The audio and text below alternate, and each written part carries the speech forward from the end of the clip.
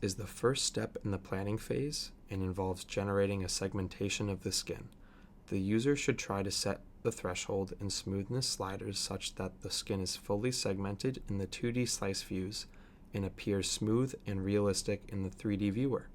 Note that depending on the properties of the image, this may result in some or all of the internal structures of the head being included in the resulting segmentation. To adjust the windowing level of the image, select the window level option in the toolbar. To adjust the level, click the mouse and drag up or down. To adjust the window, click the mouse and drag left or right. This option will be available for all slice views. There are 3 areas to interact with during this step. First, threshold. This feature alters the intensity values used as a threshold during the segmentation. Second, the smoothness. This slider applies smoothing to the output segmentation and is best seen after clicking Apply. Third, Apply.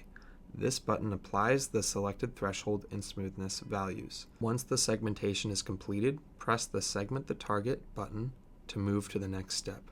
Generating a segmentation can take up to a minute or 2 depending on the image used. Make sure not to click out of or close NousNav during this step.